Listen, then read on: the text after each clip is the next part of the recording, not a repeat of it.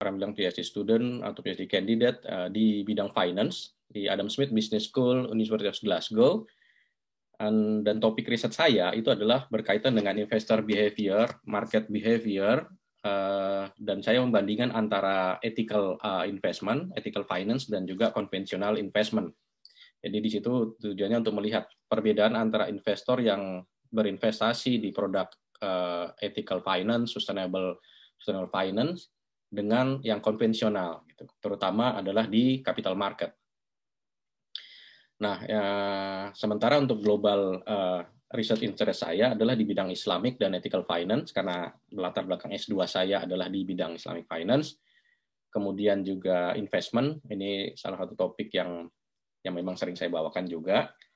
Kemudian yang terakhir adalah behavioral finance. Jadi behavioral finance ini yang saya pelajari di sini, di Glasgow.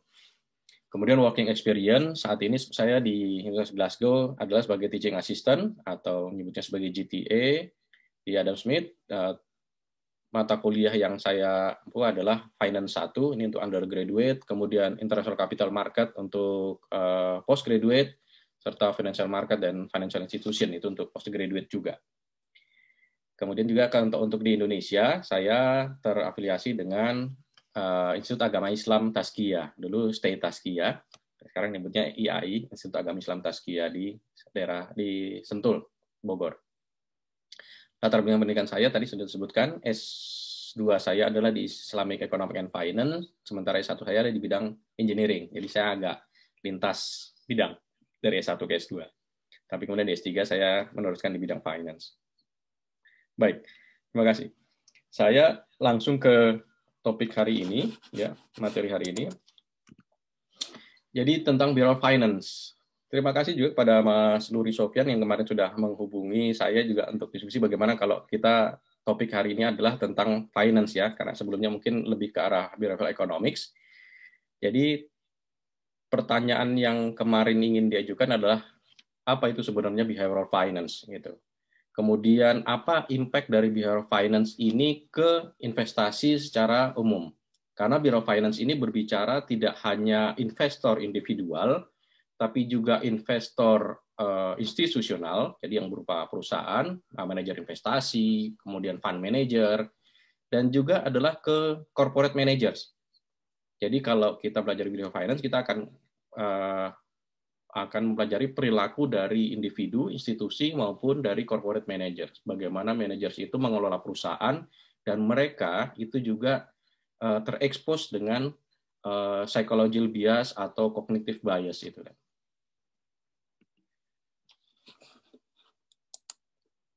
Oke, pertanyaan pertama, what is behavioral finance ya? Jadi apa sebetulnya behavioral finance itu? Jadi behavioral finance itu adalah studi tentang psychological dan sociological influence yang menginfluence ya, mempengaruhi perilaku dari investor, financial analyst, dan managers. Jadi hubungan bagi mereka investor, financial analyst ataupun manager, pengambilan keputusan mereka itu dipengaruhi oleh sisi psikologis dan sisi sosiologis. Jadi tidak cuma hanya psikologi, tapi juga sosiologis.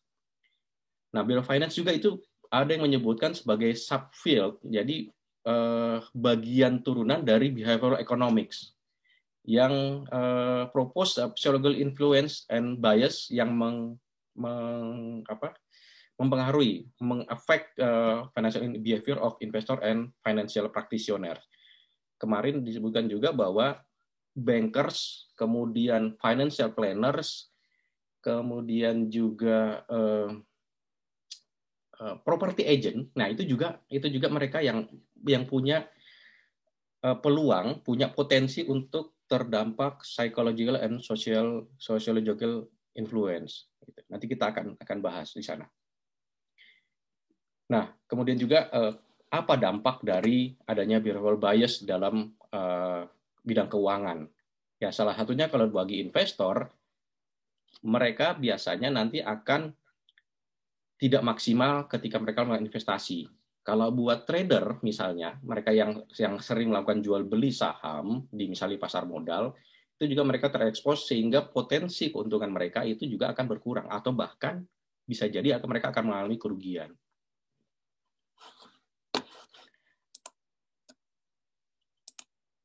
Oke, jadi kita berbicara yang pertama itu adalah tentang perbedaan behavioral finance dengan modern finance ya. Modern finance itu adalah ilmu finance modern, keuangan sekarang itu. Asumsi apa yang digunakan oleh modern finance? Yang pertama itu adalah modern finance berkata bahwa market itu efisien. Ya, jadi nanti di presentasi ini saya akan coba menggunakan beberapa istilah ya, agak sedikit teoritis, agak sedikit akademis, tapi juga akan ada sisi praktisnya ya. Jadi modern finance berasumsi bahwa market itu efisien. Kemudian yang kedua, investor rasional. Ini salah satu poin penting. Modern finance itu beranggapan bahwa investor itu semua rasional. Mereka mengambil keputusan itu rasional, logik, dan selalu berdasarkan keputusan yang benar-benar presisi. Gitu.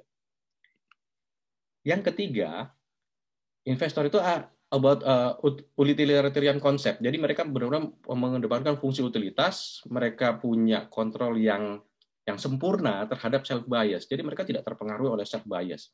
Gitu. Pada kenyataannya bisa jadi sebaliknya.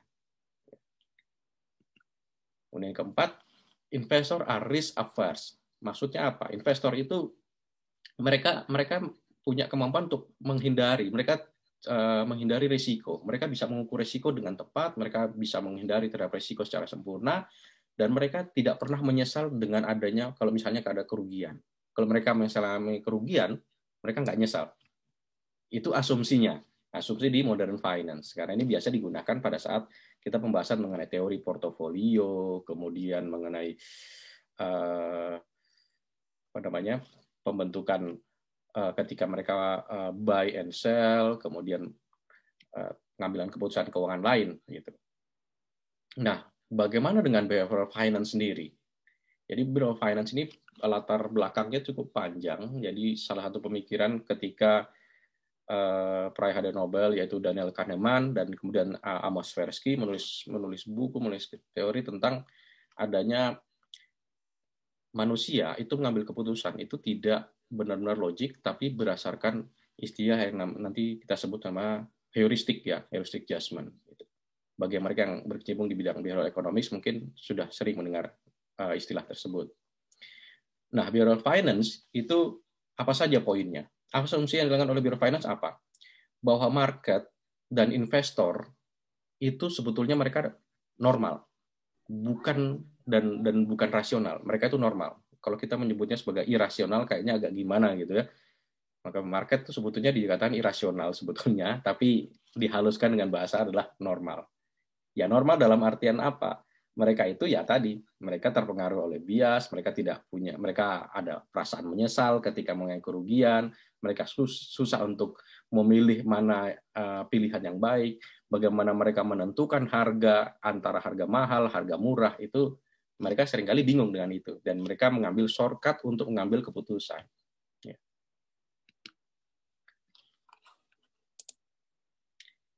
Investor have perfect self control dan self bias. Jadi mereka punya kemampuan untuk ya, mereka punya kemampuan untuk mereka punya keterbatasan dalam self control dan self bias. Jadi mereka tidak bisa menghindari terhadap self bias dan self control itu. Bahkan mereka yang punya kemampuan mengatur diri itu pun masih bisa. Ada beberapa contoh ya, misalnya kan ada contoh di belakang adalah kalau apakah kita tidak terekspos dengan namanya mood atau sentimen. Di beberapa penelitian terhadap moods, misalnya ada namanya Monday effect. Jadi efek dari hari Senin. Kenapa efek dari hari Senin itu berpengaruh terhadap perilaku investasi investor? Karena hari Senin sering dianggap sebagai permulaan awal dari hari kerja, dan biasanya orang itu belum terlalu fokus, sehingga mereka juga terekspos nama bias hari Senin, punya asumsi hari Senin itu malas, hari Senin itu masih mulai belum bisa kencang, sehingga ada penelitian yang menyatakan bahwa return tingkat imbal hasil ketika orang berinvestasi pada hari Senin itu lebih rendah dibanding hari-hari berikutnya, dibanding hari Senin, dibanding Selasa sampai Jumat. Nah, ini penelitian ini mengatakan data yang mereka sebut dengan namanya Monday Effect. Kemudian juga ada namanya Ramadan Effect. Nah, ini penelitian dilakukan di negara-negara Muslim. Ramadan Effect ini juga menyatakan bahwa pada saat bulan Ramadan itu cenderung adalah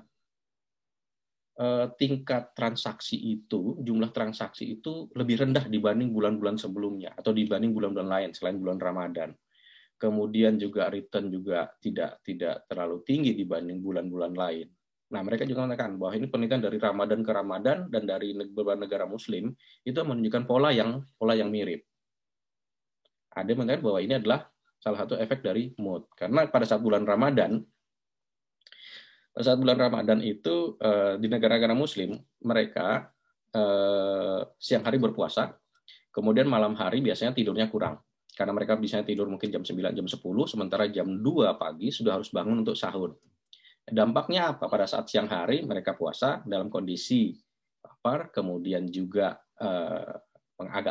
mungkin mengantuk, sehingga pola trading mereka, jual beli mereka, invest mereka di pasar modal juga cenderung turun. Gitu. Itu nanti juga ada beberapa efek yang lainnya. Nah, kemudian investor itu dipengaruhi oleh psychological and mereka itu cenderung susceptible, mudah untuk mengalami namanya cognitive error. Jadi ada cognitive bias ya, psikologikal pada saat mengambil keputusan itu karena mereka terpengaruhi oleh psikologi, terpengaruhi oleh lingkungan, terpengaruhi oleh apa yang mereka baca, apa yang mereka dengar, sehingga keputusan mereka itu dalam tanda petik adalah salah gitu, karena tidak sesuai dengan logikal yang seharusnya mereka ambil. Nah, ini perbedaan antara behavioral finance dengan modern finance ya. Nah, ini sebuah konsep yang saya dapatkan bahwa behavioral finance ini adalah sebuah bidang studi yang menggabungkan antara dunia finance, kemudian ilmu psikologi, dan ketiga adalah ilmu psikologi. Jadi finance itu tidak berdiri sendiri, tidak hanya berdasarkan hitungan angka-angka, tapi finance itu juga dipengaruhi oleh unsur psikologis, juga dipengaruhi oleh unsur sosiologis. Ini juga berkaitan juga misalnya di consumers ya, di market, buying behavior dari consumer, baik consumer dari produk investasi atau consumer dari produk konsumsi. Itu psychological factor, sociological factor itu juga sangat mempengaruhi. Sosial media itu juga benar-benar mempengaruhi dunia keuangan. Contohnya adalah di financial planning. Mungkin di sini ada rekan-rekan dari financial planner ya. Financial planner juga salah satu bagaimana kita mengedukasi klien, bagaimana mengedukasi klien yang menggunakan jasa financial planning adalah bahwa klien itu, orang-orang itu cenderung menganggap bahwa financial planning itu hanya bersifat angka. Banyak angka ya, kita menghitung kebutuhan jangka panjang, kita menghitung dana darurat, ini dana pendidikan, dana asuransi, kemudian nanti penghitung zakat, pajak, hingga sampai ke warisan dan sebagainya. Seolah-olah semuanya angka. Padahal penelitian mengatakan bahwa financial planning itu angka itu cuma 25%, ya sekitar 25% sampai 30%. Selebihnya yang 75% sampai 70 sampai 75% ada masalah psikologis. Keluhan apa yang selalu diajukan oleh para klien? Saya ini susah nabung, kenapa saya ini selalu susah nabung? Gitu. Padahal susah nabung itu barangkali bukan karena tidak ada dananya, tapi karena salah satu mindset mereka terpengaruh oleh masalah psikologis. Investasi kalau dalam financial planning biasanya adalah rata-rata 5-10% lah. 10% dari penghasilan itu dialokasikan untuk investasi. Tetapi kebanyakan orang mengalokasikan 10% saja itu susah sekali. Dan ini masalah psikologis, bukan masalah angka sebetulnya. Gitu. Jadi itu banyak faktor yang mempengaruhi orang mengambil keputusan, mengalokasikan keuangannya, sebagainya. Dan sisi psikologis ini yang sebetulnya bisa ditreatment, ya bisa ditreatment buat customer. Nah, apa yang mengaruhi keputusan kita gitu? Apa yang mengaruhi bagaimana kita mengambil keputusan di bidang keuangan? Apa saja yang mengaruhi? Ya. Nah, ini ada diagram ya, ada diagram. Saya coba jelaskan. Jadi ujung dari investasi, ujung dari kita melakukan keputusan di bidang keuangan itu adalah di bagian ini ya, warna merah muda, yaitu respon atau decision. Respon atau decision dan keputusan yang kita ambil itu berdasarkan apa? Itu salah satunya ada dari intention, niat dan motivasi kita. Ya, motivasi kita itu yang akan membentuk keputusan yang kita ambil. Intensi atau niat dan motivasi itu dari mana asalnya? Kalau kita balik ke awal, ya di sisi kiri, ada namanya stimulus. Ya, ada namanya stimulus, ada situasi, keadaan. Stimulus atau situasi, misalnya berita, itu akan masuk ke manusia, akan membentuk pada setiap orang untuk membentuk persepsi mereka. Informasi itu mereka olah, kemudian itu menjadi dasar untuk sebab untuk menjadi motivasi untuk berinvestasi, kemudian motivasi untuk melakukan jual, motivasi untuk melakukan pembelian, motivasi untuk mengalokasikan keuangan. Saya akan masukkan investasi di reksadana A, saya masukkan reksadana B, saya membeli saham A, saya membeli saham B, saya beli di harga sekian, saya jual di harga sekian. Ya, itu akan menjadi dasar untuk pengambilan keputusan tersebut. Sementara intensi atau niat atau motivasi itu dari apa? Dari social interaction yang di atas. Social interaction dari interaksi sosial kita. Ada sebuah penelitian mengatakan bahwa teman-teman kita yang kita hubung, ya, yang teman-teman kita, jaringan kita di sosial media, itu termasuk mempengaruhi pola buying kita. Pola konsumerisme kita terpengaruhi oleh apa yang kita follow di sosial media, baik di Facebook, Instagram. Sekarang yang banyak paling di Facebook, Instagram. Kalau di Twitter orang mungkin sudah tidak begitu gunakan untuk jual beli. Mungkin ada beberapa ya. Tapi ketika kita follow akun online shop misalnya itu di Instagram, mereka ada yang melakukan ads atau ada endorsement dan sebagainya. Nah, social interaction itu yang mempengaruhi keputusan kita untuk membeli, menjual dan sebagainya. Nanti termasuk dengan adanya hype dan seterusnya, social interaction. Kemudian belief juga, kepercayaan. Bagi mereka misalnya faktor agama itu juga pengaruh, faktor kepercayaan itu juga sangat mempengaruhi terhadap proses pembelian. Itu menunjukkan intention ya, mempengaruhi intensi kita dan motivasi.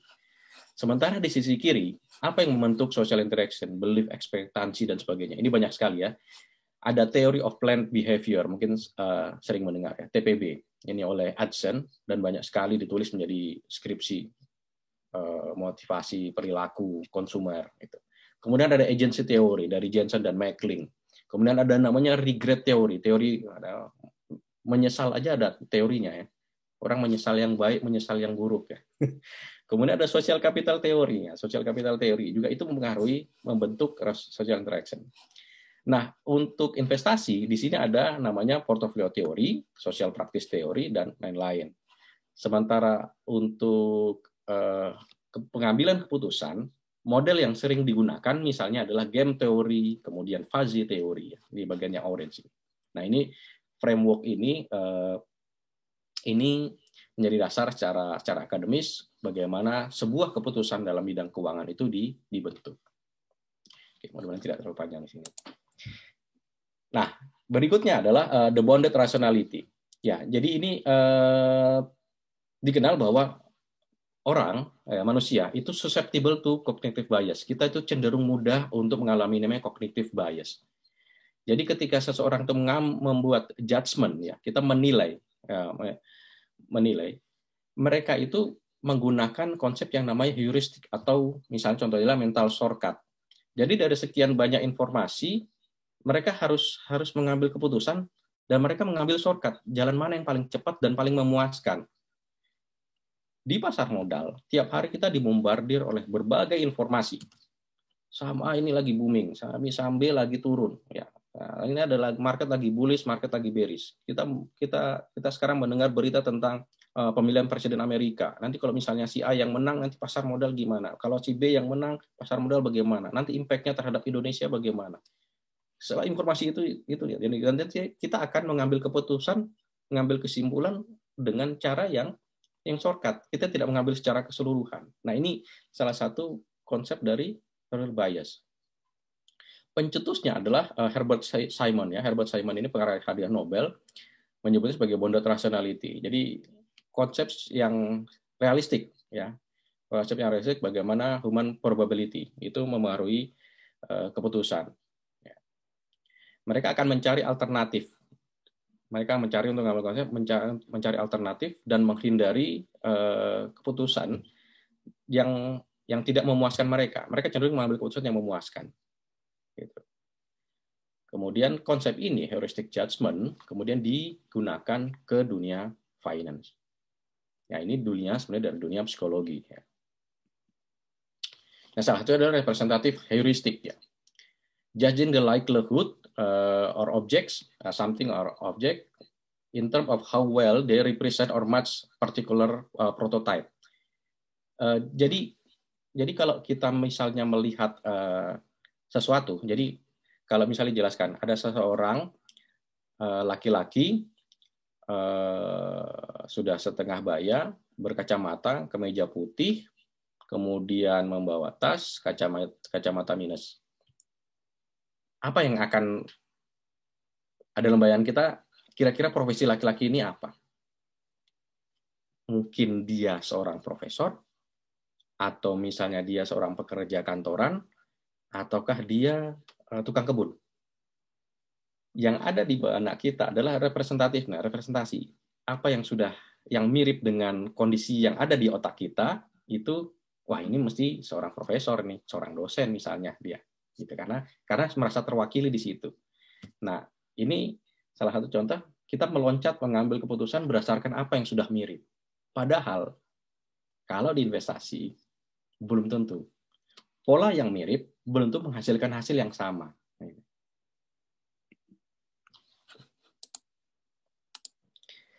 Saya akan beri contoh 5 saja ya, 5 kesempatan ya, 5 hari ini. 5 contoh cognitive bias di finance dan investment. Yang pertama adalah anchoring, yang kedua adalah disposition effect, yang ketiga adalah overconfidence, yang keempat adalah herding behavior, kemudian yang kelima adalah limited attention. Ya, jadi 5, sebetulnya banyak sekali ya cognitive bias di finance yang mempengaruhi investment. Kemarin di tagline kita adalah apa saja sih yang mempengaruhi? Kenapa orang itu mengikuti namanya following the herd, ada herding behavior. Kemudian kenapa orang itu ketika sahamnya sedang turun, jatuh, mereka tuh ngapain dijual gitu? Aduh, saya takutnya kalau dijual nanti rugi. Kalau saya itu lebih baik saya pegang aja, siapa tahu nanti dia akan balik. Nah, ini akan coba dijelaskan oleh 5 cognitive bias ini. Oke, yang pertama adalah anchoring. Jadi anchoring itu cognitive bias di mana individu itu melakukan target sebuah angka. Ya, angka yang pertama itu yang menjadi dasar patokan mereka. Gitu. Sebagai contoh ini adalah di sebuah sampel penelitian ya. Mereka melakukan eksperimen terhadap 2 kelompok agen properti. Ya, 2 kelompok agen properti. Mereka diminta untuk melakukan appraisal, penelitian terhadap sebuah properti, dan kemudian mereka diminta untuk menyebutkan kira-kira harga properti ini berapa. Ya. Jadi di kelompok yang pertama itu mereka dikasih portofolio properti di daerah situ, di mana angkanya sekitar 6 miliar. Ya, saya pakai angka rupiah aja ya, karena penelitian sebenarnya di luar negeri pakai dolar, ini saya pakai rupiah aja. Angka penelitian di situ adalah 6 miliar. Bahwa properti dari situ 6 miliar. Sementara kelompok yang kedua diberikan portofolio properti di daerah situ dengan model yang mirip atau tipe yang mirip, itu berkisar antara 2,5 sampai 10 miliar. Yang satu dikasih 6 miliar, kelompok yang kedua dikasih portofolio dengan range harga dari 2,5 sampai 10 miliar. Apa hasil dari appraisal dari 2 kelompok ini? Kelompok pertama menyebutkan bahwa properti ini, rumah ini, itu harganya adalah sekitar 4,5 miliar. Bagaimana kelompok yang kedua? Kelompok yang kedua mengatakan bahwa harga properti ini adalah 6,5 sampai 7 miliar. Kenapa bisa beda? Ya, kenapa bisa beda? Karena Kelompok pertama, mereka melihat angkanya adalah 6 miliar tadi. Ya, 6 miliar atau 5 miliar tadi. Gitu. Sehingga patokan mereka adalah di 6 miliar itu. Ketika mereka melakukan appraisal, mereka terpengaruh dengan angka itu. Oh, ini nggak mungkin lebih mahal, ini nggak mungkin jauh sekali. Ya, mereka perakiraan di sekitar 4,5 M. Sementara kelompok kedua yang mendapat range lebih lebar, 2,5 sampai 10 M, mengatakan bahwa wah ini berarti ada properti di sini yang bisa harganya bisa sampai 10 M. Jadi mereka menghargai di sekitar 7 M. Nah ini anchoring ya, anchoring. Mereka terekspos bias bahwa harga reference point itu adalah berdasarkan angka yang mereka baca. Padahal kalau mereka meniadakan itu semua, bisa jadi harganya itu akan lebih pas. Ya, ini yang contoh ya, contoh yang ketiga. If you first see an investment product that costs 1.200, kemudian melihat investment product yang kedua harganya 100, you are bound to see that second product as cheap. Jadi ketika kita sudah melihat harganya yang tinggi, 1.200, kita melihat sebuah produk yang kedua harganya 100, oh ini 100 ini murah. Padahal yang 100 itu belum tentu murah kalau dengan menggunakan value sebenarnya ya, value dari produk tersebut. Tapi karena kita sudah melihat produk yang satunya itu 1.200, kita menganggap yang ini murah. Nah, ini kita sudah terekspos bias dari anchoring. Pikiran kita ini sudah terjangkar, anchor itu kan jangkar. Kita sudah terjangkar di sebuah angka sehingga kita untuk mengambil keputusan kita mereferensi ke angka tersebut gitu. Di pasar modal, saya pakai contoh ada saham Telkom ya. Kita akan selalu melihat ada namanya 52 week range. Yang saya tadi sebutkan ya, 52 week range. Jadi selama 1 tahun terakhir, harga saham Telkom itu berkisar dari 2.450 sampai 4.190. Sementara harga terakhir ada di 2.800. Nah, investor bisa mengalami anchoring bias ketika mereka mendasarkan 52 week range ini sebagai patokan investasi mereka. Mereka mengatakan bahwa ya harganya nih harusnya di 4.190 gitu. Jadi mereka mengatakan bahwa ini segini. Tapi kalau kita melihat dari fundamental dan sebagainya, dari tren dan sebagainya, bisa jadi itu masih akan sulit untuk mencapai ini gitu. Jadi warningnya adalah angka pertama itu hati-hati dan juga kesan pertamanya juga hati-hati di sini. Jadi kalau kita berekspektasi tinggi, wah ini akan balik ke 4.950. Tapi kita tidak pernah tahu ini akan balik ke 4.190 ini kapan. Bagi mereka yang mengedepankan trading dalam jangka pendek, nah ini angka ini menjadi salah satu anchoring 4.190. Ya, it influence the investor not to sell despite of bad news in stock. Jadi kalau mereka sudah terjangkar di suatu harga, ketika trennya adalah turun, ya trennya turun terus, itu mereka memilih untuk menahan dengan asumsi bahwa suatu saat akan balik lagi. Ya, suatu saat akan balik lagi. Tapi mereka bisa jadi kehilangan opportunity untuk diinvest di produk lain. Ya, bagaimana untuk deal dengan anchoring bias? Acknowledge it. Jadi Anda harus mengakui bahwa harga ini belum tentu menjadi sesuatu yang menjadi patokan gitu. Kita harus mengambil keputusan berdasarkan berbagai pertimbangan. Kemudian yang kedua adalah set your own anchor. Jadi kita melakukan set terhadap angka kita sendiri dan adjust as needed. Jadi langsung di-adjust sesuai dengan kebutuhan. Kemudian yang ketiga adalah take advantage of objective resources when establishing an anchor. Jadi harus lebih waspada dengan angka yang kita estimasi tersebut. Yang kedua adalah disposition effect. Ya, saya buka waktu berapa lamanya? Berapa lama lagi waktu saya? Bentar, Mas. 15 menit lagi, Mas. Baik. Yang kedua adalah kita di disposition effect. Jadi disposition effect itu tendensi to investor untuk menjual saham yang lagi naik dan megang saham yang lagi turun. Ini banyak sekali. Jadi disposition effect itu lebih banyak orang mengenai disposition effect itu dia memegang saham yang harganya cenderung turun terus ya. Kemarin di tagline-nya salah satu itu. Kenapa? Ini mereka namanya disposition effect. Kalau saya jual, jangan-jangan dia naik. Atau angkanya sudah minus. Misalnya harganya sudah turun 5%. Ya, sudah minus 5%. Saya harus jual atau saya pegang aja terus. Saya takut rugi. Takut rugi 5% dengan memegang terus berharap dia balik lagi, sementara dia dalam tanda petik longsor atau bearish, tidak bearish, sampai dia turun terus gitu. Salah contohnya adalah kasusnya adalah saham Bumi. Mungkin kalian sini di pasar modal mungkin tahu saham Bumi ya.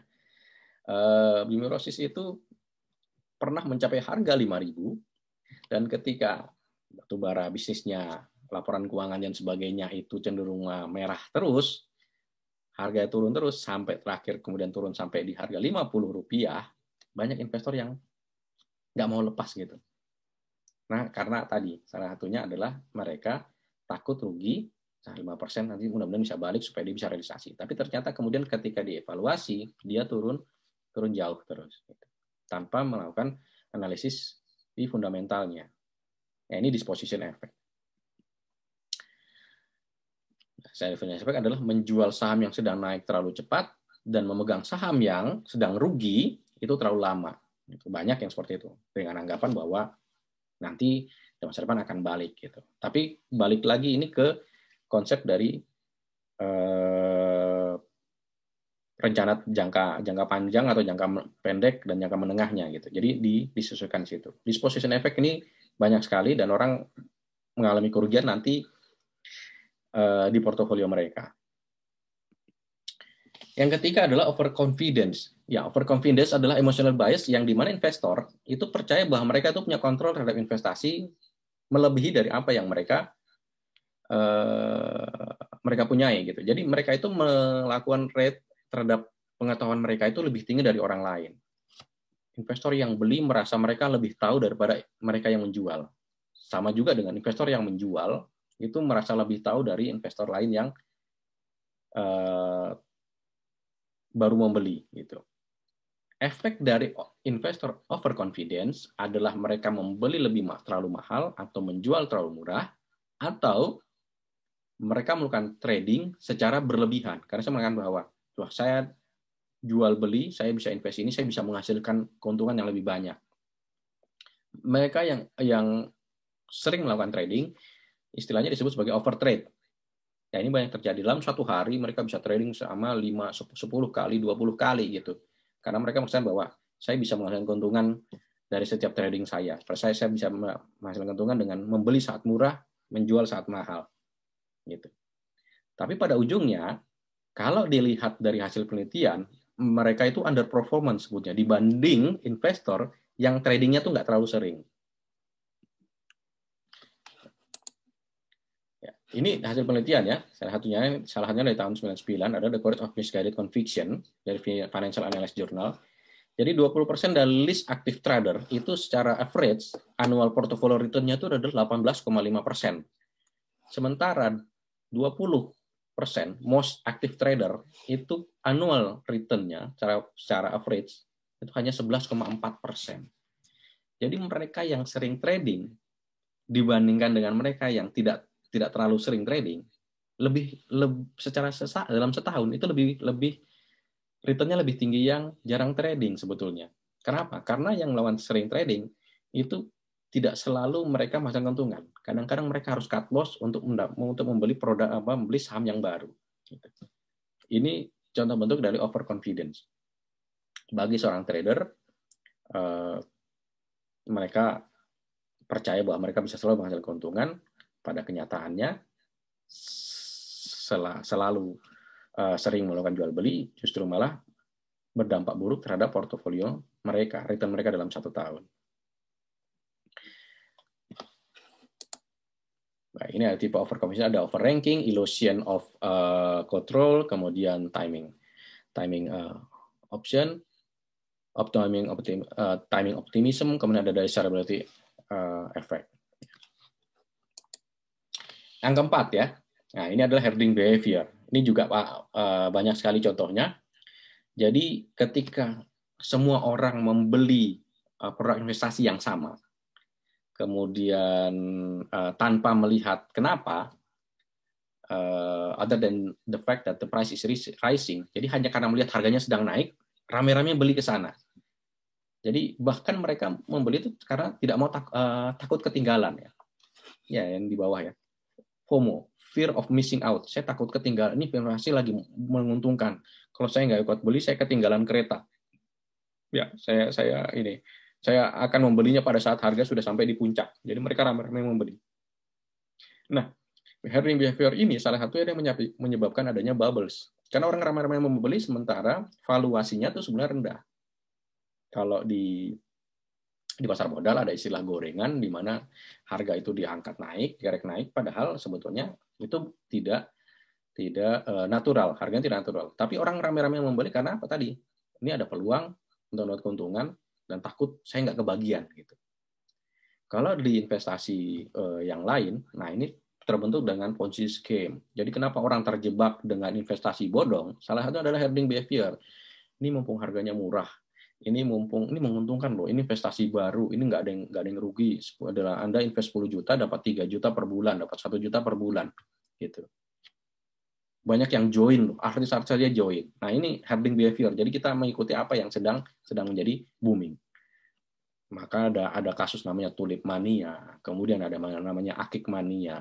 Nah, ini juga kemudian dulu ada aglonema, bunga-bunga dan sebagainya. Karena orang mengatakan bahwa ini sedang booming, harganya bisa puluhan juta, ratusan juta. Ya, ini herding behavior, cenderung mengikuti penjuruan pasar. Ya. Herding behavior, people tend to mimic ya, cenderung untuk ikutukan perilaku keuangan dari mayoritas. Ya, ini gambar anekdotnya ya. I've got a stock here that could really excel, sell. Jadi semua rame, sell, jual. Pada saat sell, kemudian orang bilang goodbye, buy. Buy dibacakan jadi buy, beli. Oh, jadi buy semua buy. Jadi ada panik menjual, panik membeli. Nah, ini herding behavior mengarah ke sana.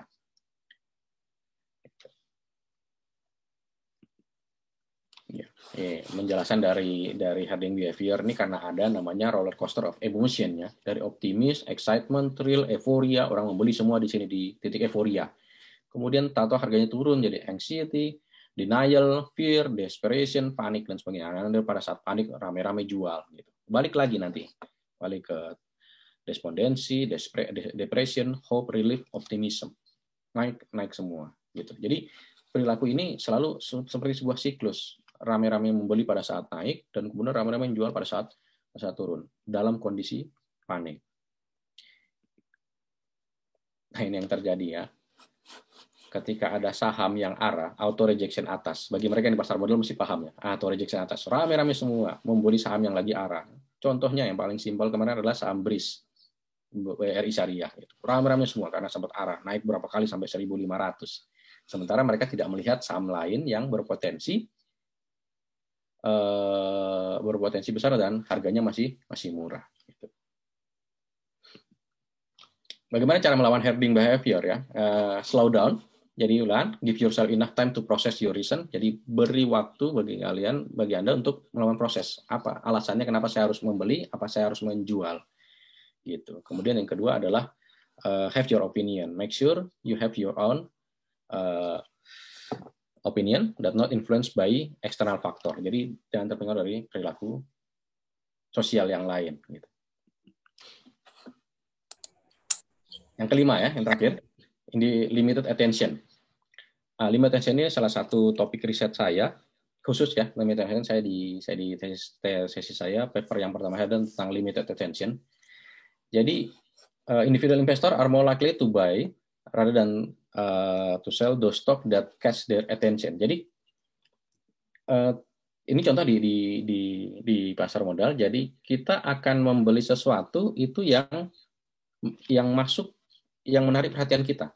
Karena sekian banyak ya. Kalau misalnya di pasar modal, contohnya adalah IHSG. IHSG itu ada sekitar 500-600 saham. Kemudian misalnya yang Islamic Investor itu ada produk saham itu ada sekitar 300-an yang syariah. Mana yang akan dibeli dalam satu hari? Penelitian mengatakan bahwa we buy investment product that attract our attention, something that glitter, sesuatu yang misalnya bling-bling yang menarik gitu. Sehingga orang-orang itu cenderung membeli itu buy sell on rumor, false news, kemudian dari hype. Penjelasan dari kenapa orang membeli ini adalah karena dari ilmu psikologi itu dari banyaknya input yang masuk, dari baik ke mata, apa yang kita baca gitu. Nah, kita kan baca rata-rata informasi yang bisa kita proses itu hanya sedikit. Jadi dari sekian banyak itu informasi berita hanya sedikit yang bisa kita olah, kita proses. Makanya disebut sebagai limited attention. Perhatian kita hanya terbatas. We cannot consciously attend to all our sensory input at the same time. Kita tidak bisa memproses semua informasi yang masuk. Nah, makanya biasanya kita akan di benak kita akan memilih mana saja yang akan kita proses, dan yang kita pilih, yang kita proses itu biasanya adalah yang paling menarik perhatian atau yang mengkonfirmasi. Nanti ada namanya confirmation bias ya, mengkonfirmasi informasi yang kita punya sebelumnya gitu. Bursa Hong Kong jatuh, bursa Amerika jatuh, Dow Jones jatuh, Hong Kong jatuh, Jepang jatuh semua. Di benak kita wah ini berarti IHSG hari ini akan jatuh juga gitu. Kita langsung mengambil kesimpulan seperti itu. Padahal belum tentu terjadi. Salah satu quote yang menarik dari Herbert Simon tadi, a wealth of information creates a poverty of attention. Jadi semakin banyak informasi, perhatian kita tuh terbatas, poverty ya. Perhatian kita sangat terbatas. Sehingga kita harus pada saat memilih produk investasi itu membatasi produk yang sesuai dengan tujuan kita. Kita tidak bisa memproses semuanya. Ya, efek dari cognitive bias yang 5 tadi adalah deviation from trading, jadi membelok dari tujuan investasi dan trading kita. Kemudian kita membeli dan menjual di waktu yang salah. Kemudian kita membeli dan menjual di harga yang salah. Gitu. Bagaimana mengatasi behavioral finance bias tersebut? Ya. Yang pertama itu investornya to remain disiplin. Jadi harus disiplin. Ketika ada volatilitas, ketika harga naik turun, disiplin. Target Anda berapa? Kalau Anda jangka pendek, Anda buat perencanaan, money management. Anda jangka panjang pun money management. Yang kedua, becoming aware of our cognitive bias. Jadi Anda tahu, wah ini jangan-jangan saya disposition effect. Ini jangan-jangan ini herding ini. Ini lagi rame-rame beli, jangan herding behavior nih. Ini jangan-jangan tadi anchoring nih. Jangan saya anchoring terhadap harganya. Apa harganya benar di 4.000. Bisa jadi kalau kita lihat fundamental value-nya, book value-nya mungkin tidak segitu, intrinsic value-nya nggak segitu. Emas sekarang 1 gram sekitar 10 juta. Sekitar 1 juta per gram ya, gitu.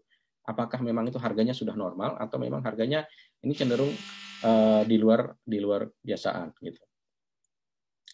Yang ketiga, invest in companies that have extremely strong balance sheet and cash flow generation. Jadi kalau kita invest di sebuah perusahaan, kita bukan melihat yang apa ini karena saya suka dengan perusahaannya, saya suka mengkonsumsi produknya makanya saya beli gitu. Itu yang disebut nanti dengan familiarity bias. Gitu. Kita cenderung membeli sesuatu yang sudah kita kenal sebelumnya. Karena saya pakai produk ini, saya beli saham perusahaan tersebut. Padahal belum tentu company tersebut cocok untuk jadikan produk investasi kita. Nah, ini fenomena lain di pasar modal, di investasi, ada Ramadan effect, ada Miley effect, weather effect, sport and football effect juga seperti itu. Jadi, di Inggris pernah ada penelitian, ketika tim nasional Inggris kalah di Piala Dunia atau di Olimpiade, harga saham di bursa efek London, di London Stock Exchange itu jatuh. Orang mengatakan tidak ada hubungannya, tetapi ternyata kekalahan Inggris itu mempengaruhi emosional dari perilaku investor di bursa efek London, dan mereka akhirnya menjual beberapa sahamnya karena tadi emosional dari kekalahan tim nasional Inggris. Nah, ini adalah sport and football effect, dan itu penelitiannya termasuk di Piala Dunia, kemudian di Piala Eropa, di Olimpiade dan sebagainya. Sport and football effect. Oke, ini ada beberapa rekomendasi buku ya, Behavioral Finance, Sosiologi, Think and Fast and Slow, Beyond Greed and Fear gitu. Saya menulis penulisnya, tapi kalau misalnya di Google ada semua. Oke, ini referensinya, ini yang beberapa penelitian paper ya. Oke, itu dari saya. Oke. Baik, terima kasih Mas Wiku atas penjelasannya, menarik sekali ya. Ini sudah mulai ada beberapa pertanyaan nih Mas Wiku.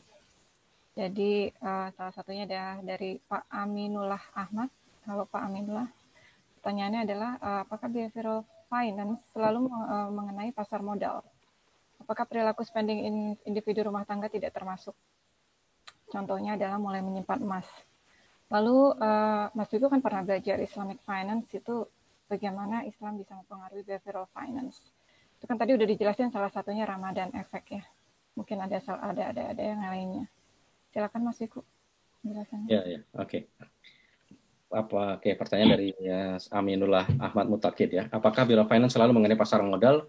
Tidak, jawabannya tidak. Karena behavioral finance itu juga mengenai perilaku bagaimana kita mengelola keuangan kita, ya, mengelola investasi kita. Investasi kan tidak cuma di pasar modal. Nah, bisa tadi saya sebutkan misalnya di properti, kemudian misalnya juga di emas, kemudian juga di reksadana atau produk yang lain, produk investasi yang lain. Gitu. Perilaku spending individu rumah tangga tidak termasuk. Itu juga, tapi spending ini kan tidak hanya tidak mencakup, sebenarnya tidak spesifik ke investasi ya. Spending ini bisa jadi ke consumerism buying ya. Nah itu mungkin bisa sisi lagi itu, karena perilaku spending consumer ada contoh-contoh yang spesifik lain gitu. Contohnya misalnya ketika tadi saya sebutkan mengalokasikan keuangan, kemudian perilaku harga ya. Kalau dari perilaku harga, kalau misalnya di coffee shop antara small, medium dan large ya. Anda akan melihat bahwa small, medium, dan large itu punya harga yang agak berbeda, gitu. Harganya tuh ada pola yang berbeda. Antara small dengan medium itu kelihatan jauh, tapi di medium ke large itu kelihatan dekat harganya. Itu buat spending, orang akan merasa bahwa saya akan lebih murah beli yang langsung large. Kalau kita beli yang medium sama small ini terlalu jauh. Saya beli yang medium. Sama medium kita akan selalu disarankan oleh baristanya, oleh kasirnya, kenapa nggak sekalian yang large, Pak? Cuma selisih sekitar 5.000, beli aja yang large. Nah, itu salah satu bias ya, karena dia mengaruhi mindset kita bahwa ini harganya kalau saya beli large lebih murah. Padahal kebutuhan kita mungkin bukan large, kita mungkin cukup butuh yang medium, atau mungkin kita cuma butuh yang small ketika kita mengonsumsi kopi. Perilaku masyarakat yang mulai menyimpan emas, ya itu juga sama. Apakah tadi disesuaikan dengan kebutuhan, apalagi hype, apalagi euforia bahwa ini emas lagi naik. Karena kita ngelihat bahwa harga emas di tahun 2020 ini memang naiknya sangat cepat ya, dari 700 sampai ke 1 juta per gram itu di 2020. Apakah ini efek dari menurunnya harga di pasar modal sehingga investor rame-rame memindahkan dananya dari pasar modal ke logam mulia yaitu emas gitu. Apakah ini harganya natural? Nah, ini perilaku ini juga hampir sama. Kita tadi menyatakan bahwa ini juga hedging behavior, bukan karena dari nilai intrinsik emas yang memang secara psikologis dia akan naik. Tadi Islamic Finance ya, behavioral finance-nya itu perilaku investor muslim dengan investor konvensional di pasar modal itu juga agak sedikit berbeda gitu, di mana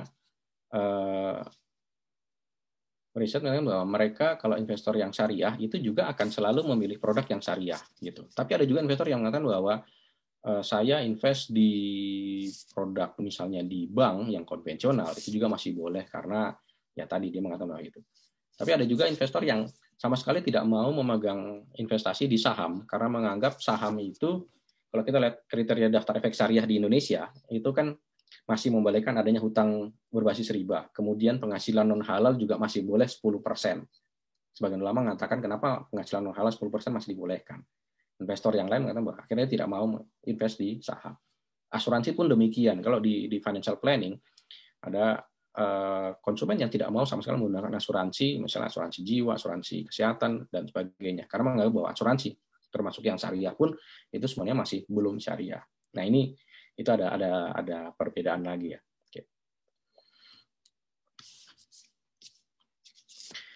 Oke, pertanyaan yang kedua ya, Khalid El Tayyab El Faki, how behavioral finance? Sorry. So I believe that you are English speaking ya. So how behavioral finance concept can help investors to overcome risk aversion during uncertainty situation and expanded their works. So we know that behavioral finance influence our trading behavior in capital market, in investment product. To overcome risk aversion, you need to stay on your course, stay on your goals. You need to allocate money. You need to reallocate your income to avoid that you have an excessive spending on daily. Yeah, because we know that during the uncertainty, during the pandemic, we have less time to study. We have less money to spend. This pandemic disrupt our jobs. So that's why we need to think more about whether this pandemic will end. When the pandemic will end, we believe, some people believe, some researchers believe that we will have another rebound. So probably after the invention of vaccine, some people believe that economic will return. So yeah, you need to stay focused on your goals. You need to stay focused on your trading plan or investment plan. Oke, Mas, mungkin langsung ke pertanyaannya Pak Aswap ya. Apakah behavioral bias tersebut hanya untuk produk investasi seperti saham properti atau bisa menganalisis perilaku keuangan seperti saving atau financing? Mengingat ada beberapa penelitian menganalisis behavioral finance di industri perbankan. Ya, oke. Dari Pak Aswap Mahasin ya. Apabila hanya tentang produk investasi, ya jadi memang karena sesi hari ini ada tentang investasi, jadi memang banyak ke investasi.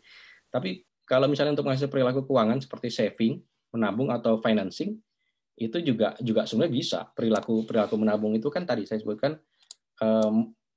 ada teori yang namanya the theory of planned behavior ya, teori perilaku yang direncanakan. Perilaku yang direncanakan itu dari mana gitu. Mereka, kalau kita melihat bahwa perilaku orang menabung dari waktu ke waktu, tadi sama. Apakah mereka menabung setiap hari? Apakah perilaku menabung mereka ke bank itu setiap hari? Bagaimana pola mereka melakukan transaksi? Kita meragukan perilaku mereka melakukan transaksi.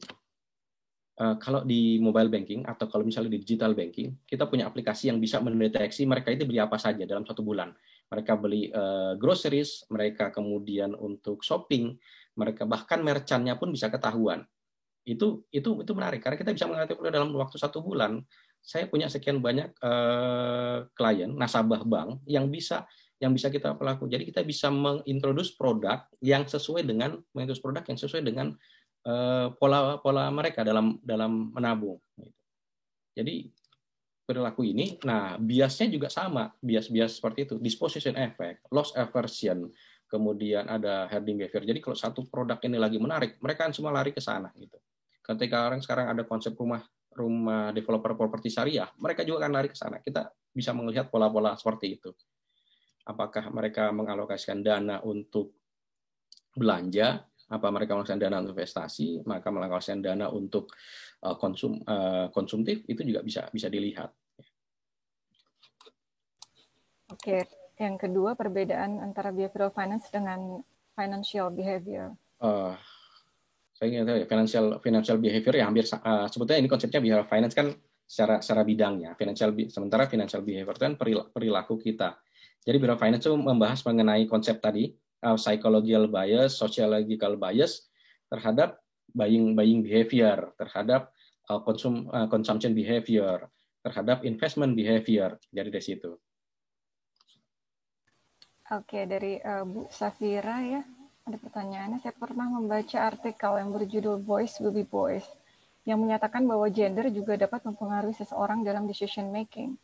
Pertanyaan dia adalah apakah usia juga mempengaruhi seseorang dalam decision making, khususnya decision making dalam pasar modal? Bagaimana rasionalitasnya? Yes, terima kasih Safira Lazuardi ya. Menarik ya. Boys will be boys dan gender dapat mempengaruhi seseorang dalam decision making. Benar. Banyak sekali penelitian yang dimuat di jurnal-jurnal top ya. Misalkan bahwa misalnya di sebuah perusahaan kalau ada CEO-nya, ada CEO atau manajemennya, direkturnya itu ada yang wanita, ada penelitian mengatakan bahwa decision making di perusahaan tersebut akan menjadi lebih baik. Kita membandingkan ya dengan kasus sekarang yang COVID.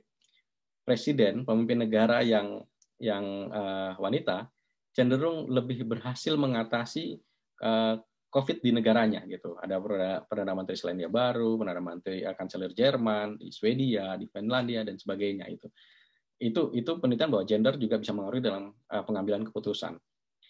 Kemudian usia mengaruhi keputusan jelas. Dalam investasi sangat jelas. Kenapa? Ketika orang cenderung lebih usianya nambah, ya, itu cenderung risknya itu menurun. Pada saat muda, investor itu cenderung agresif. Ya, jadi kalau kita lihat di profil risiko investor itu kan ada dari konservatif, moderat, agresif atau risk taker. Sementara yang konservatif adalah risk averse. Semakin bertambah usia seseorang, ya, itu cenderung profil risikonya dari agresif itu turun ke moderat. Sementara semakin senior dia akan turun lagi ke yang konservatif karena faktor usia. Dia mengatakan bahwa dia akan lebih hati-hati, dia lebih playing safe itu di situ. Dia akan cenderung lebih mengambil risiko pada saat usianya semakin senior. Ya. Oke. Lalu ini dari Bu Nadia Arifin, pertanyaannya bagus banget, Mas Wiku. How to identify if the rising demand of a stock is the result of hoarding or other cognitive bias? Ya, kalau di saham itu kan kita bisa melihat jumlah bidding ya, jumlah bidding dan volumenya, volume bidding. Volume bidding ini hanya salah satu indikator ya, salah satu indikator bahwa suatu produk ini harganya sedang naik atau memang harganya sedang dinaikkan. Nah, beda ya, harga sedang naik dan harga sedang dinaikkan. Kalau harga sedang dinaikkan dan kemudian jumlah biddernya nambah, volumenya juga nambah, ini indikasi bahwa market sedang mengarah ke sana. Sementara produk-produk yang lain sepi, gitu. Ini memang pembahasan khusus tentang saham. Jadi kalau di herding itu cenderung nanti kalau misalnya sampai ARA atau rejection atas atau ARB atau resiko bawah, rame-rame jual, rame-rame beli.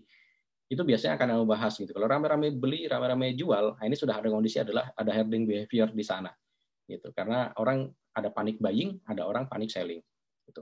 Biasanya range harganya tuh tidak cuma dalam 1 hari, bisa dalam 2 hari, 3 hari itu ada tren ke arah sana. Ke arah sana ini cenderung harganya naik terus selama beberapa waktu atau harganya turun terus selama beberapa waktu. Ada cenderungan orang-orang akan mengalami herding behavior. Oke.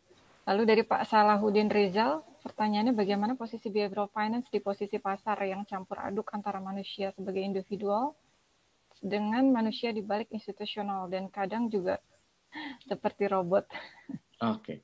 Ya, ini menarik sekarang ya. Sekarang ada AI ya, artificial intelligence, machine learning dan sebagainya. Jadi machine learning ini teknologi artificial intelligence dan machine learning menarik karena mereka bisa dilatih untuk melakukan pola transaksi sesuai dengan rules atau regulasi yang dimasukkan ke program mereka gitu. Jadi mereka bisa lihat kalau harganya naik sekian, jumlah volume sekian, trennya kalau di pasar modal adalah moving average-nya 5 hari, moving average 20, moving average 100. Mereka dengan kalkulasi seperti itu, mereka mengamuskan, saya harus buy.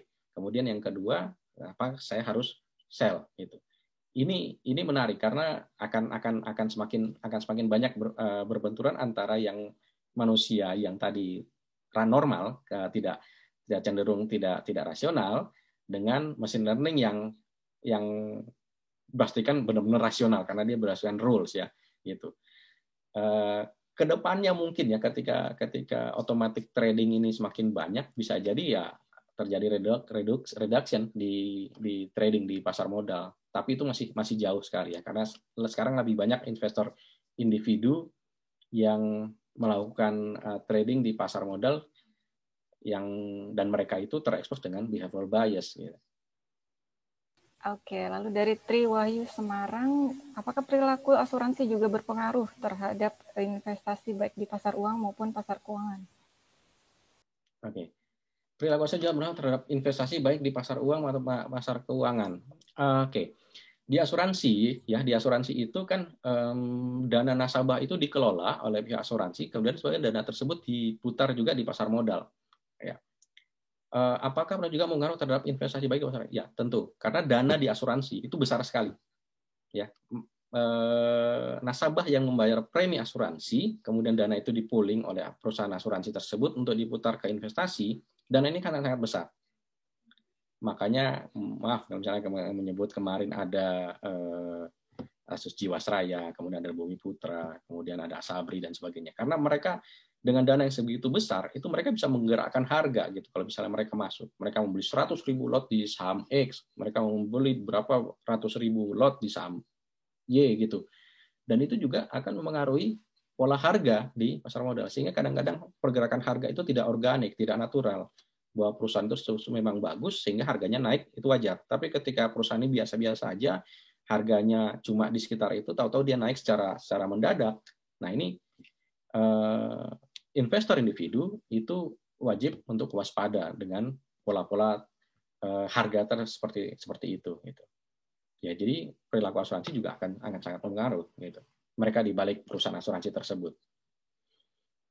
Oke. Dari Lady Mahara, Assalamualaikum Pak Wiku. Selama pandemi ini banyak orang yang mulai belajar untuk investasi di pasar saham dan forex.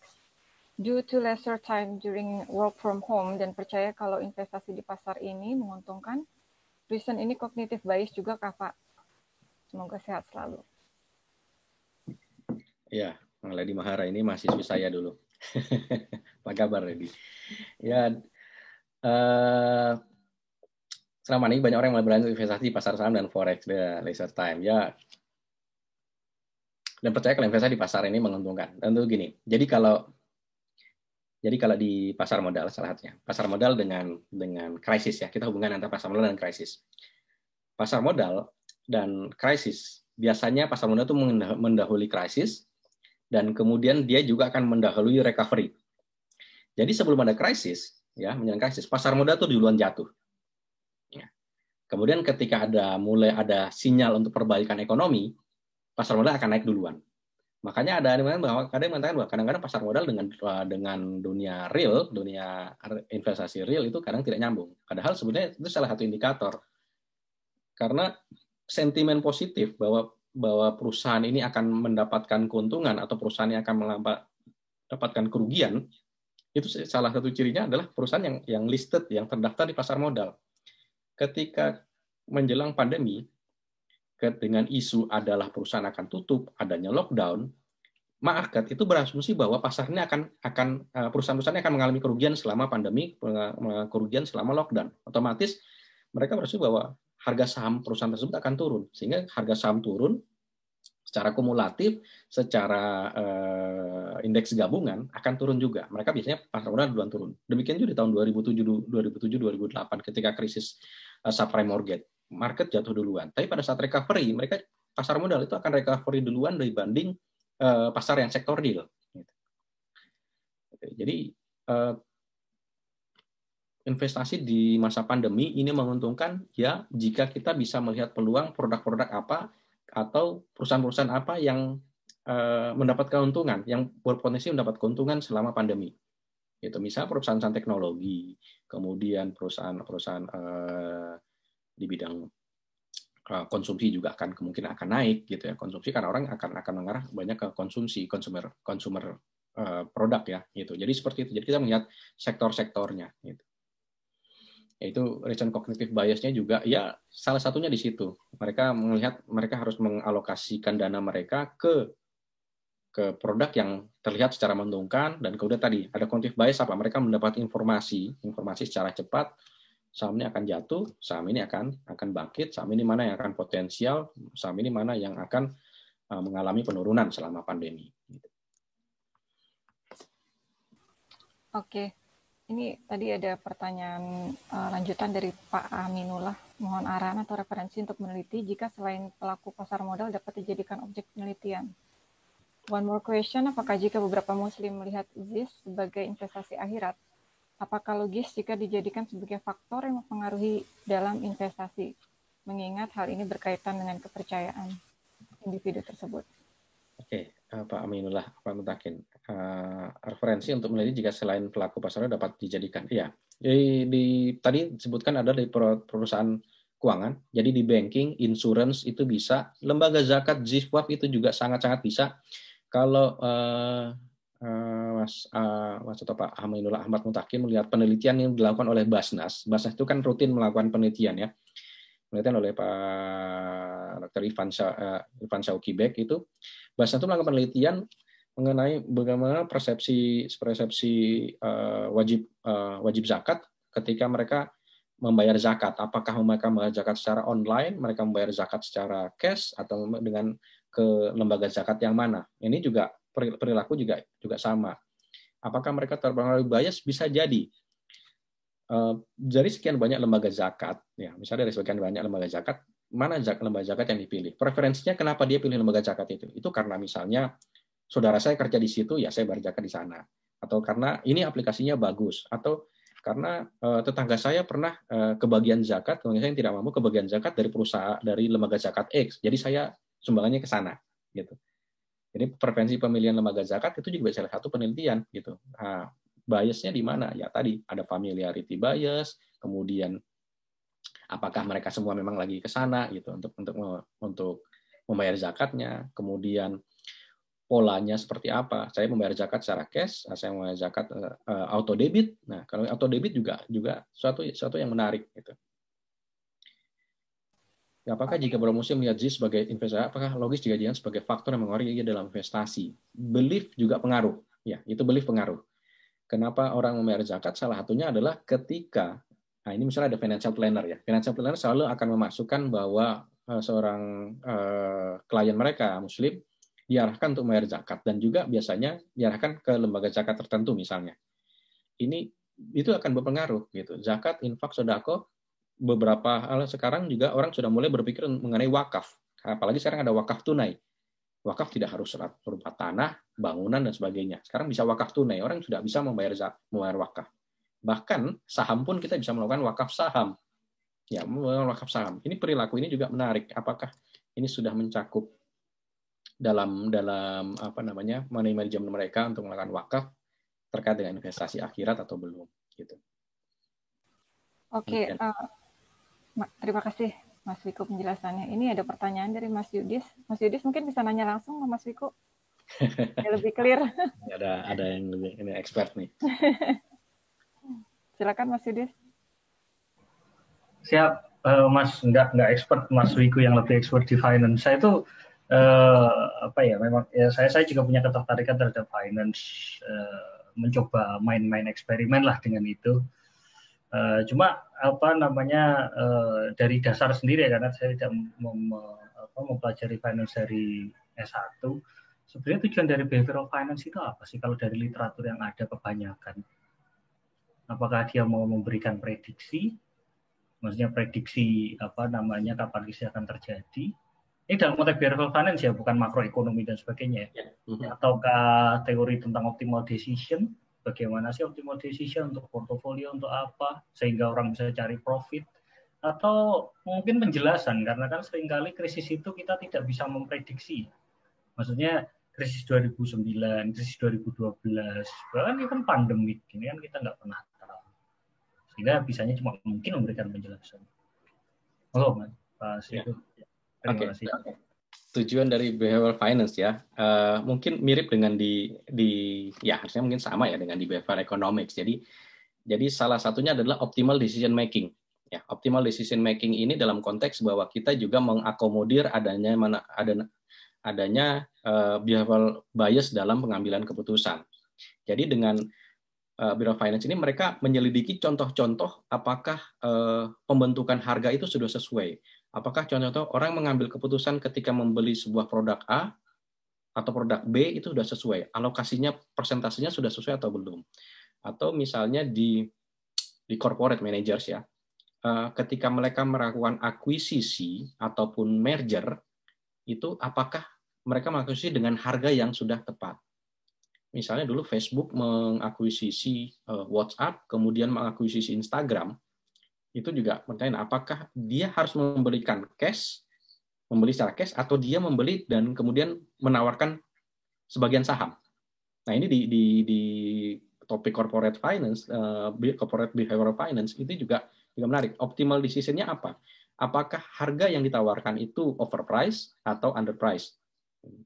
Nah di di banyak penelitian tujuannya adalah supaya orang itu menyadari ketika kita melakukan investasi, kita melakukan pembelian produk keuangan, atau kita pengambilan keputusan di bidang keuangan, itu adalah keputusan yang optimal. Dan kita meminimalisir sedemikian mungkin bias dalam investasi atau pengambilan keputusan tersebut. Nah, itu salah satu tujuan di behavioral finance. Jadi supaya orang sudah tidak mengalami kerugian, loss-nya tadi dikurangin, kemudian dia gain-nya bisa dimaksimumin gitu. Karena terbukti bahwa market itu tidak rasional, orang itu cenderung tidak rasional, sehingga meminimalisir kemungkinan mereka terutama mengalami kerugian. Gitu. Iya, oke. Ini ada pertanyaan lagi tambahan seperti dari Pak Aminullah ya. Untuk metode penelitian dalam behavioral economy dan finance ini belum begitu dijelaskan tadi Pak Wiku. Bisa diulas sedikit? Oke, metode penelitian dalam behavioral economic dan finance ini rata-rata ada dua ya, kuantitatif dan eksperimental. Jadi yang pertama kuantitatif, jadi kita menggunakan data sekunder, ya, menggunakan data sekunder, kemudian menggunakan persamaan ekonometrik ya untuk menyelesaikan. Jadi semakin data harga, kemudian terutama data harga, volume dan sebagainya, karakteristik dari sebuah perusahaan, kita melakukan pembentukan harganya, perilaku dari investor dari sana. Itu secara kuantitatif. Yang kedua secara eksperimental tadi, yang saya contohkan adalah dari agen properti. Jadi agen properti ya sebenarnya kita buat dua grup, satu control group dan satu treatment group. Yang satu dikasih range harga, yang satu dikasih harga yang fix gitu. Nah, mereka kemudian ternyata dalam penelitian ini mereka dalam penelitian ini terbukti bahwa ada satu kelompok mengalami behavioral bias gitu, yaitu namanya anchoring di sana gitu. Nah, itu salah satu metode yang dilakukan dalam metode penelitian dalam behavioral economic atau finance. Jadi selain kuantitatif, ada juga dengan menggunakan eksperimen. Ada yang mengatakan bisa menggunakan interview, bisa jadi. Ya, bisa menggunakan interview, bisa jadi. Tapi biasanya kalau interview atau kuesioner itu juga cenderung hasilnya juga bisa jadi bias gitu. Karena orang ketika menjawab pertanyaan kan belum tentu dia sepenuhnya jujur. Ya, belum tentu sepenuhnya jujur, atau dia menggunakan range. Misalnya kalau kita menggunakan skala Likert itu dari 1 sampai 5, mungkin dia ngisi 5 atau dia ngisi 4 atau dia ngisi 3, itu kan hasilnya bisa akan jadi berbeda gitu. So ada penelitian menarik seperti ini. Apakah manajer investasi, ya kalau di Amerika, manajer investasi yang menggunakan mobil sport itu berbeda dengan manajer investasi yang hanya menggunakan mobil biasa? Pertanyaannya agak aneh.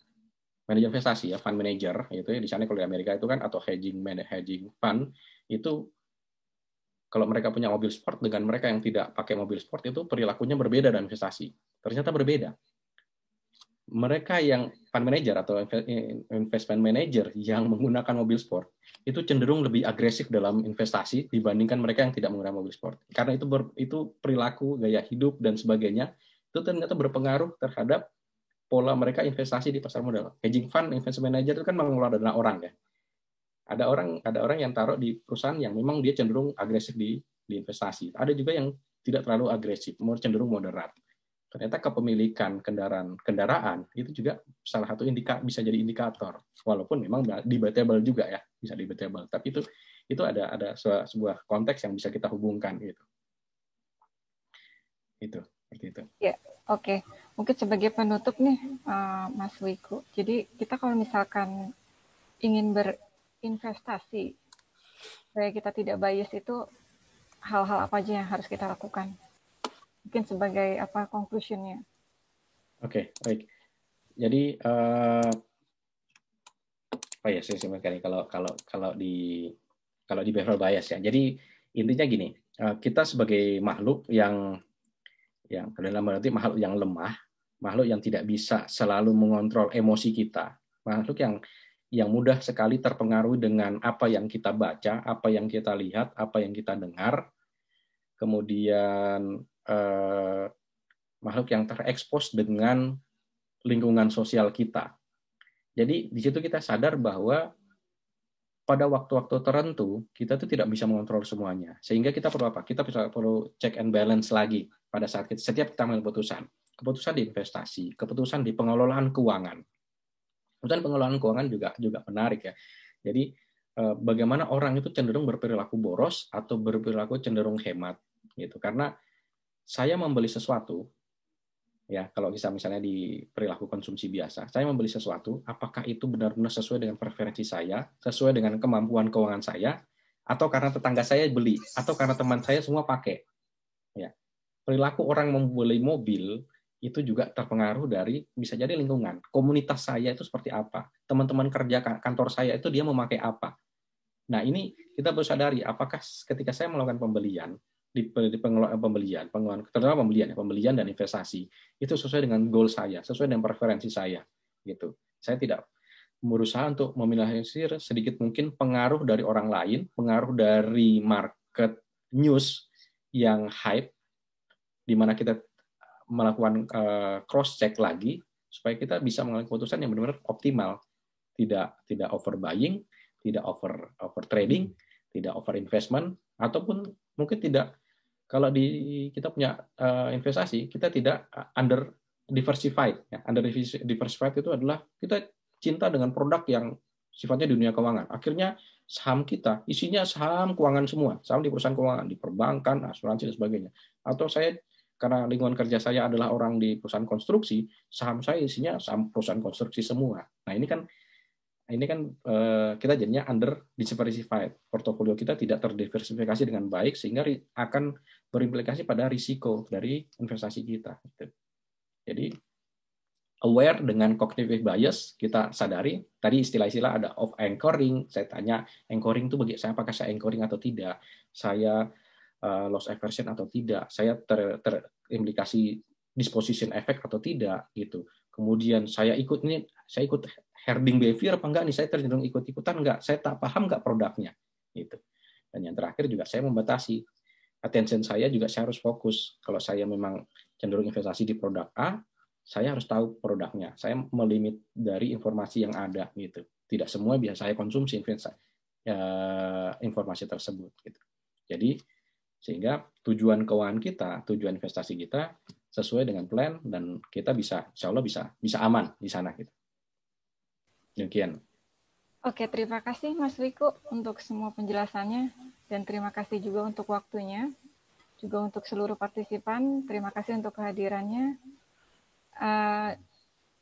Jangan lupa untuk cek website kami di www.nutsplus.net. Itu ada semua di grup chat. Lalu untuk rekamannya nanti kami akan upload di YouTube channel kami itu Nuts Plus. Oke, mungkin bisa di on videonya semua. Saya mau coba ambil fotonya ini, kalau boleh. Terima kasih. Kita selfie. Ya, thank you. Mbak Nisma nih belum? Mbak Safira.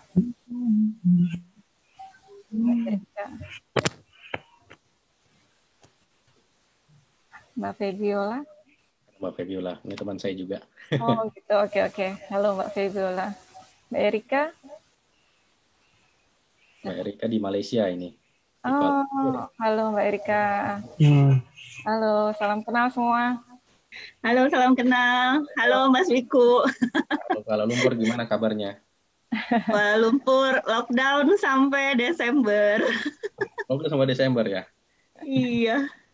Ya, saling mendoakan supaya sehat semua, Mbak Eli. Ya, terima kasih. Kenal, kasih. Ya, amin. Ini Pak Tri Wahyu atau Mbak Tri? Yang Semarang, Dormauli Justina. Mbak Diah. Oke, saya coba selfie ya. 1, 2, 3. Ya. Sudah. Ya, terima kasih untuk waktunya semuanya ya. Mungkin nanti bisa ditunggu untuk Nuts Plus Talk berikutnya, insya Allah di bulan depan, bulan Desember. Untuk informasinya tetap stay tune di website kami atau bisa di IG kami. Ada semuanya di grup chat. Mas Wiku, terima kasih Sama-sama. Ya. Baik. Oke, Mas Yudis terima kasih juga tadi. Ya. Oke. Ya, terima kasih ya. Mohon maaf kalau mungkin ada kekurangan selama presentasi ataupun selama Zoom meeting ini. Akhirul kalam, wabillahi taufiq wal hidayah. Wassalamualaikum warahmatullahi wabarakatuh. Selamat sore dan selamat pagi waktu UK. Selamat pagi. Waalaikumsalam warahmatullahi wabarakatuh. Waalaikumsalam warahmatullahi wabarakatuh. Thank you, Mas Wiko. Thank you, Mas Yudis. Sama. Salam untuk yang di Indonesia.